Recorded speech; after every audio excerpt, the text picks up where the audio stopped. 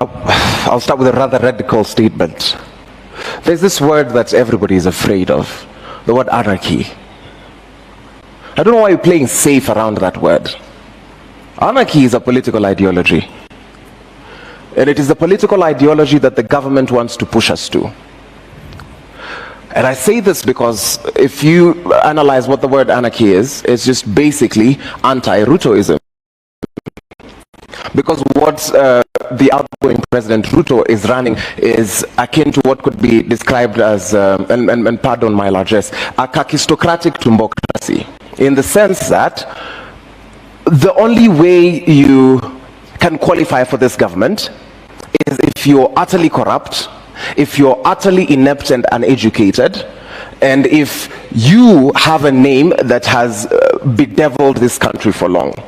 So sorry to break it to you, fellow comrades in the Catholic University of East Africa and all other school-going children, that you will never be in government because you're educated and you stand for something. Dimwits, all of you. That is what we are fighting. I need us to be alive to this reality because that informs our now and that will inform our what next. I used to be shy of this question, but Kenya is akin to, I would liken our beloved country to a beautiful woman in a narcissistic and abusive relationship. And asking that woman what next is after she bears her heart out to you and you tell her, wa, sauta do. It is imperative, it is incumbent upon us to, one, figure out how do we take our friend from this situation, because otherwise we run the risk of victim blaming. And a lot of the times the people who are asked what next are the victims. It has never been to the powerful people because they know exactly what is now, and they know that up to 100 generations they will be sorted off the blood of your backs. And they use your blood to sign political deals. That's all that's needed. Kitambo, it used to be signatures. Nowadays, the more lucrative thing in my analysis is the blood of young men. Not even for rituals or anything, because you guys are not that important. I need to remind you, when you're walking around, don't you dare think that you're a human being. You're nothing in this country as a young person. We despise you and we hate you, and that is why when there are police excesses and we go on the streets, we are told, tone down. Between you and a headless chicken, I see no difference. This is how we push back. It is in the remembrance of the cruelty that this regime has meted upon us. When you remember that corruption is akin to genocide, when someone steals money that was meant for vaccines, when someone steals money that's meant for higher education, when someone steals money that's meant for food, it should anger you because there are millions who will never get to see the light of day. We push back because of the resolve we have while saying Daima Sisi wa Kenya. We will push back because what next looks like this. We will deal circumfoniously with this government. We will root it out. We will ensure that all these corrupt officials face the law. We will ensure that rogue policemen, and it has gotten to a point where we have to be very radical in our communication, in the sense that abnormal behavior during abnormal times is normal behavior. The state is trying to push young men and women to violence because they cannot reason. That is why the only way the state can deal with you is if they criminalize you, because they know they can manipulate criminal law. We push back by remembering the comrades that we have lost. We will push back because we are Kenyans, and as my sister and comrade Masita Rus would say, Kenya ni home. Thank you for that. Powerful statements there. I know we're really short of time and there's still a song to be sung before we go, but I mean, such amazing sentiments from you both. Maybe as you wind up, Elizabeth, and I'll probably come to you as well, Irene, there is this sense of we need that conviction and resolve. How do we also move forward with heavy education? I think it was Irene who said, we know, like, you know your rights, you know the law. So how do we then now move forward by emphasizing a lot on people being equipped with the knowledge on their rights, because that's always been taken advantage of. That is the one thing that has been a constant.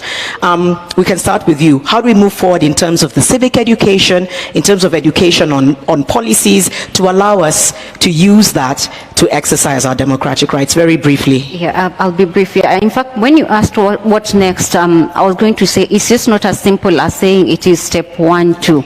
Now, I'll give a simple analogy. When you give birth to a baby, do you sit there and say, what next? No, this is a process. Now, you start a process of nurturing the life. And nurturing life has a process. You start when the baby can do nothing. They talk, they walk, they go to school, and finally, they're independent.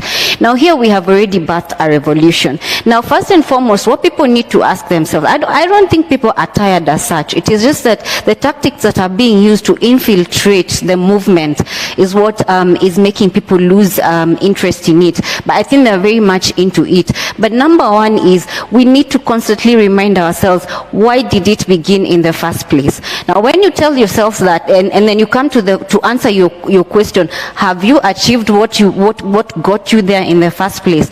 If the answer is no, then definitely you have to continue. And my view is, we are fighting for the soul of this country. We are fighting for our future, and we cannot afford to relent. They want us to relent so that they can continue with these shenanigans they're up to. So we need to remind ourselves, number one, why did we begin? And then number two, we need to do civic education. Now, I'll give you an example. You can see these border people who are being, okay, not all of them. There are people who are infiltrating as borders, other goons. We need to do a massive civic awareness among the population. Show them this is the problem.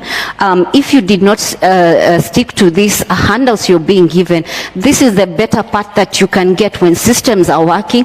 Let us fight. I've always said, let us fight for systems that are working for each and everyone. Let the leaders put in place systems that are working, and everyone will be okay. It's not an issue that we all want to be crazily rich, but if you can meet your needs and you can live a decent life, most people will be comfortable with that. So we need to remind ourselves two elements. We need to remind ourselves why we began, and number two, we need massive civic education for the population. Thank you. Very important. Finally, Irene. Further to what my sister Anjali has said, I believe that as LSK, we have been doing this and we continue doing it, creating awareness, educating the masses. We have legal aid clinics. We always host them at different court stations, and we are always urging people to come. And you can ask as many questions as you want. And because of the of the times that we are in, such avenues go ahead to help people understand how our country runs, what their rights are, what their duties are as citizens, and what they should expect from the government. I actually believe that we are not against taxes. Our problem is how are our taxes being used. That's the biggest problem, because why are you taxing people yet they don't see any benefits?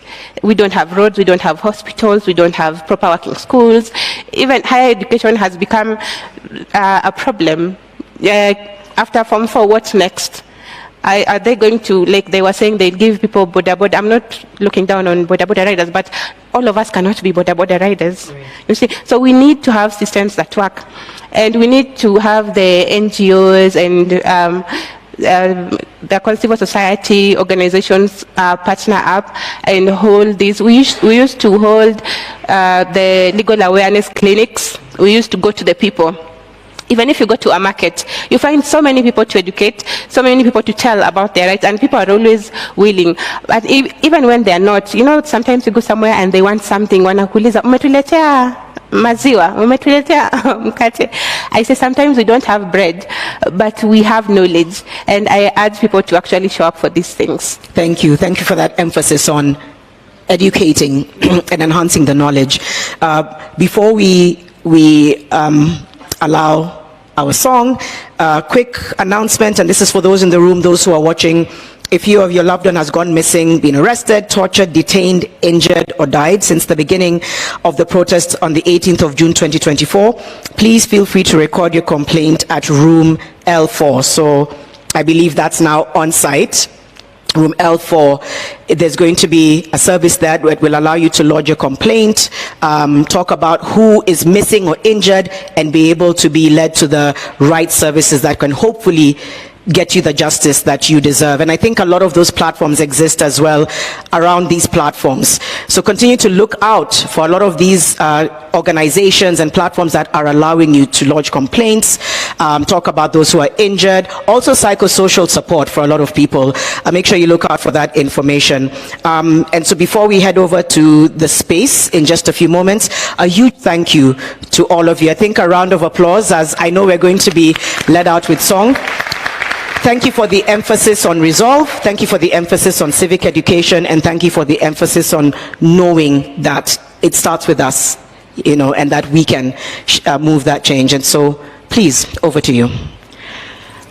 Kupigwa na kupokonywa maisha hakutatuzuia sisi wananchi kunyakua uhuru wetu na haki ya jasho letu.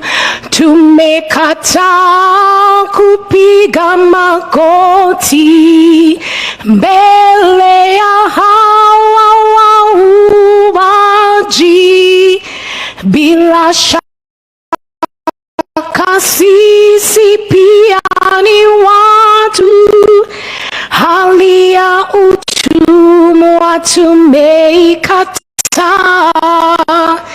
Tutanyakua mashamba yetu, tupiganie uhuru wetu,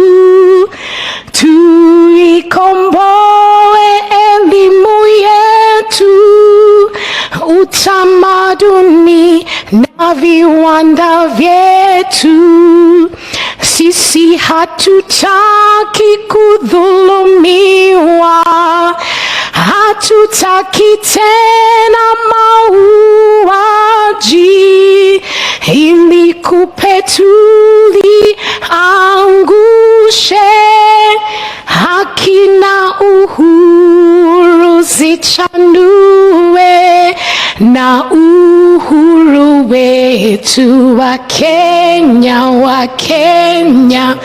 uhuru wetu wa Kenya, tupigani. Let me see your face. Na katiba yetu, Kenya wa Kenya,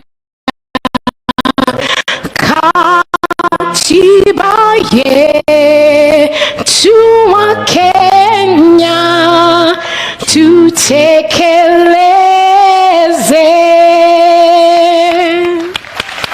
Asante sana. Asante sana. We cross over now to the X space.